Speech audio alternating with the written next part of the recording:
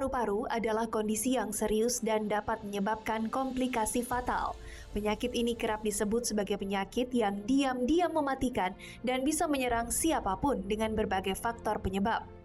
Ketika Anda menderita kanker paru-paru, jelas bahwa Anda akan mengalami kesulitan bernafas karena pembentukan tumor di paru-paru. Meskipun begitu, kanker paru-paru merupakan salah satu jenis kanker yang paling bisa dicegah.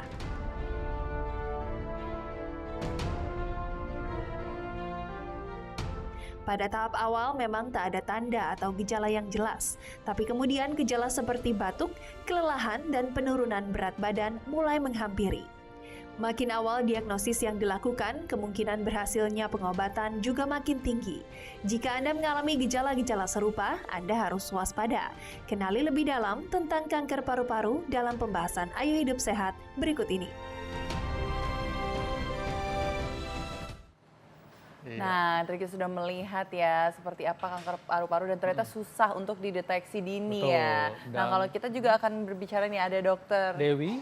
Halo dok, selamat siang dok. Selamat siang Dokter Iya. Heka, Mbak Dita. Selamat siang dokter. Saya tuh penasaran banget nih. Apakah kalau misalnya kita batuk-batuk terus-terusan nih ya dok ya, terus nggak berhenti-berhenti, itu apakah termasuk gejala untuk kanker paru-paru atau tidak nih dok? Ya, memang kalau untuk banyak beberapa gejala ya untuk ke arah kanker, tapi awal seperti batuk yang tidak sembuh, kadang juga ada nyeri di dada, kita mesti waspada. Awal-awal kan orang tidak akan berobat ke dokter, pasti berobat mungkin minum obat sendiri. Obat atau nggak minum obat batuk, tiba-tiba merasa cuma batuk aja. Jadi kan berpikirnya jauh lah ke arah kanker. Kasus-kasus batuk banyak, kasus karena TBC, kasus asma itu juga sama keluhannya batuk. Tapi kalau udah diobatin tidak sembuh-sembuh harus difikirkan, apalagi ada faktor-faktor risiko yang lain gitu. Oke, jadi tuh kanker itu ternyata beda lagi ya porsinya itu. Nah, itu bisa jadi kayak Jadi batuk ini memang bisa jadi gejala kanker paru dok. Ini fakta atau mitos? Ya, itu adalah salah satu gejala. Gejalanya. Salah satu gejala kanker paru. Jadi Ya. kalau batuk udah diobatin tidak sembuh-sembuh perlu difikirkan. Nah ini dikatakan batuk yang tidak kunjung sembuh, berapa lama dok batuknya? Ya. Jadi contoh untuk TB saja kita pakai evaluasi 3 minggu. Nah, untuk TB, untuk kanker juga sama. Jadi tetap kita evaluasi, udah diobatin paling sama dokter dengan antibiotik, tidak sembuh, obat alergi tidak sembuh, perlu difikirkan. Apalagi itu tadi saya sampaikan ada faktor risiko seperti perokok dan lain-lain. Jadi artinya masyarakat harus tahu dok ya, bahwa Ya, kalau batuk yang betul. tidak kunjung sembuh, hati-hati nih. Ya. Mungkin bisa gejala yang lebih serius ya. Ya. Tapi, nah ini kan biasanya Dita ya, kalau perokok dikaitkan dengan kanker di paru kanker ya. paru-paru. Jadi bukan hanya perokok saja nih dok ya. Ya. Apa mungkin katanya itu penderita perokok pasif itu jauh lebih resikonya lebih tinggi daripada perokok aktif. Ada yang bilang seperti itu, itu beneran nggak sih dok? Ya, jadi kalau rokok itu ada kalau kita bayangin udah ada rokok lah ya. Itu ada asap utama. Jadi ada asap sampingan. Asap utama tuh hasil pembakaran yang dihisap oleh pasien tersebut itu asap utama. Sedangkan pembakaran dari cerutunya atau dari rokok itu namanya asap sampingan. Udah jelas kalau misal saya perokok, Mbak Dita atau Dokter Heka samping saya lah sebenarnya yang merokok lebih banyak karena menghisap asap utama dan menghirup lagi asap sampingan. Jadi sebenarnya resiko tetap pada orang yang perokok paling besar. yang paling besarnya. besar tetap pada perokok aktif ya. Nah ini logikanya. tentu berkaitan juga dok ya dengan yang fakta atau mitos yang mengatakan bahwa kalau sering sesak napas ini sengal-sengal bisa menjadi gejala kanker paru. Ini fakta atau mitos? Ya, itu fakta karena sesak nafas seandainya masa tumor itu menghambat atau menyumbat saluran nafas yang utama pasti akan ada keluhan sesak nafas. Kita dengan 2 paru kanan kiri jalan nafas utama tergantung lokasi tumornya. Kalau atau kanker ya dalam hal ini. Kalau benjolan tersebut atau tumor tersebut menghambat jalan nafas utama, dia sesaknya lebih awal. Tapi kalau di bawah-bawah di pojok-pojok keluhannya biar lama. lebih jelas dok masyarakat kita perlu lihat dok seperti apa nih yang dikatakan tersumbat. Kita bisa ke plasma dok. Ya jadi tadi dokter bilang bahwa tersengal atau sesak napas bisa terjadi karena ada sumbatan. Nah ini bisa dijelaskan dok bagaimana sumbatan itu bisa menyebabkan sesak napas. Ya, seperti kita lihat di sini ada massa ya, ini adalah massa tumornya. Jadi yang terkena tumornya itu bagian mana nih dok? Tumor itu bisa dia ada di jaringan paru, di pinggir-pinggir, bisa juga di tengah, lebih sentral istilahnya. Nah, tergantung lokasi tumornya. Jadi bisa di mana-mana dari seluruh paru tersebut. Jadi tergantung lokasi sehingga menentukan kapan pasien itu mulai ada gejala, mulai muncul keluhannya dan gejalanya. Jadi tergantung posisi atau lokasi tumornya. Dan misalnya kalau kita lihat kalau misalnya ada terjadi sumbatan yang ada di tengahnya itu apa dok? Saya kurang tahu. Ya, di saluran nafas utama. Saluran nafas utama itu juga mungkin. Itu termasuk kanker paru-paru juga. Iya.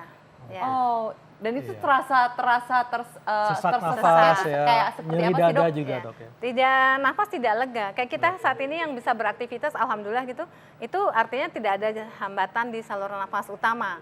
Atau kalau misalkan ada tumor, dia belum mendesak nih, belum sampai. Bayangin kita saluran nafas itu seperti pipa. Bayangin kalau pipa itu ada yang mendesak di jalan nafas utama, pasti nggak nyaman. Berat nafas kita, seperti itu. Itu yang dok, dirasakan. ini juga perlu tahu untuk masyarakat dok ya, bahwa memang kan tadi kanker paru dikatakan awalnya bisa tidak bergejala dan ketika ke dokter itu sudah sampai gejala stadium lanjut. Nah ini sebetulnya biasanya kapan nih seseorang bisa terdeteksi bahwa wah ternyata menderita kanker paru? Kanker paru tuh kalau di kita di Indonesia dalam hal ini screening, medical check up lebih awal, lebih dini itu kayaknya jarang ya. Jarang orang melakukan. Mungkin pada orang beberapa tertentu keterkait mungkin seperti biaya, tapi mesti diwaspadai bila ada batuk yang tidak kunjung sembuh, ada nyeri dada, ada sesak nafas, perlu dipikirkan. Apalagi kalau sudah didapat pengobatan nggak sembuh-sembuh. Jadi perlu dipikirkan. Nah, jadi jangan lupa untuk segera periksakan. Jadi sangat penting untuk melakukan medical check up dok ya, untuk mengetahui apakah sudah ada massa di dalam paru-paru ya. Iya.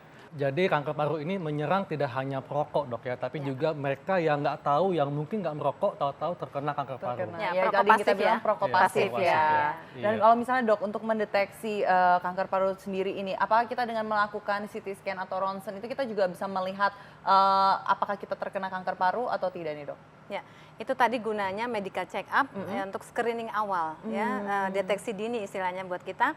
Ada keluhan sudah diobatin, tidak ada kemajuan atau tidak sembuh, perlu difikirkan. Jadi nanti ke dokter pasti akan memikirkan sesuatu. Kalau dicuriga ke arah keganasan, ke arah tumor gitu ya, baru mungkin ada pemeriksaan fototoraks. Jadi kan itu pemeriksaan yang cukup ada biayanya juga. Sehingga biasa kasih obat dulu, nggak ada perubahan, fototoraks. Nanti dari ronsen dadanya ada sesuatu misalkan nodul dalam hal ini, baru ditindaklanjuti dengan CT scan toraks. Namanya tadi disampaikan juga kita kalau bagian paru tuh ada bronkoskopi, masukin alat ke dalam, lihat ke dalam saluran nafas, mau dilihat ada nggak masanya, nah ada nggak tumornya, mau dicetik sedikit.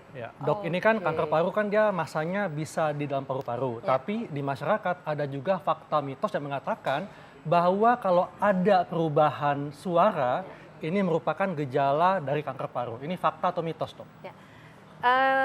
Betul, fakta juga ada, soalnya karena kan suara serak itu adalah sebagai salah satu, termasuk batuk juga adalah salah satu. Jadi memang gejalanya nggak hanya satu batuk saja, tetapi itu tadi ada batuk, ada sesak, nyeri dada, suara serak, berat badan turun.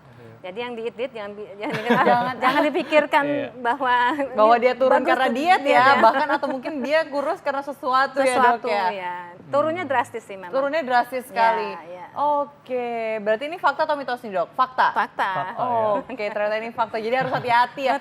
Tapi contohnya untuk perubahan suara ini atau menjadi sengau suaranya atau ada menjadi lebih berat atau seperti apa nih dok perubahan suaranya? Suaranya serak, tapi itu tadi tidak selalu hanya satu gejala, pasti ada gejala lain. Oh, ada gejala lain. Jadi bukan hanya untuk perubahan suara saja, tapi ada gejala lainnya juga ya dok ya. Oke, kalau misalnya nih dok ya, untuk fakta mitos selanjutnya, kalau misalnya tadi tuh ada yang bilang kalau penggunaan bedak tabur nih untuk wanita, ya kan ya, itu dapat memicu kanker paru-paru. Itu fakta atau mitos? Itu mitos ya, karena kan jadi tenang kita ya. Nanti bayi-bayi kan kita semua juga kasihin bedak tuh ya. Iya, nah itu tapi kadang-kadang juga ada yang bilang dok kalau misalnya bayi nih ya, banyak kan ibu-ibu di Indonesia ini yang menggunakan bedak tabur pada bayinya tapi bahkan berlebihan nih dok. Itu ada gitu efeknya ya. itu seperti itu Sampai juga putih bisa semuanya. menyebabkan nggak? Iya, sebenarnya semua tidak boleh berlebihan, betul. Karena kan kita hanya buat agar nyaman buat bayinya juga ya, atau buat kita sendiri yang memakai bedak tabur. Kita kan nggak mungkin pakai bedak tabur masuk dalam, karena di semen juga, yang pabrik semen itu kan juga hati-hati. Resiko para pekerja atau rumah di sekeliling pabrik semen kan juga hati-hati. Itu karena dari bahan bangunan, polusinya. polusi debu dari bahan bangunan, arsenik, semen dan sebagainya. Ya, Dok. Jadi kesimpulan, Dok, bagaimana tips masyarakat supaya tidak terkena kanker paru dan apabila bisa mendeteksi lebih dini kanker paru? Ini apa, Dok, tipsnya? Ya, jadi untuk masyarakat untuk selalu menjaga kesehatan. Jaga kesehatan pastinya makannya 4 sehat 5 sempurna sudah biasa ya. Kemudian olahraga tetap untuk jaga. Kemudian kalau misalkan ada keluhan, tetap berobat ke dokter agar bisa diketahui lebih dini lagi. Nah, selain itu tambahan adalah selalu ada medical check up, ada untuk screening atau deteksi dini, jangan untuk melihat secara keseluruhan, bukan hanya kanker paru, tetapi untuk seluruhnya. Masalah fungsi ginjal akan bisa tahu, fungsi hati terganggu atau tidak, itu semua gunanya medical check up. Dan tentunya hentikan kebiasaan tidak baik, Dok, ya? Ya, jangan merokok. Tapi susah kayaknya untuk orang Indonesia ini karena kan banyak juga yang merokok. Memang tergantung niat ya. Tergantung niat. Tergantung Mungkin mengurangi lebih dulu ya.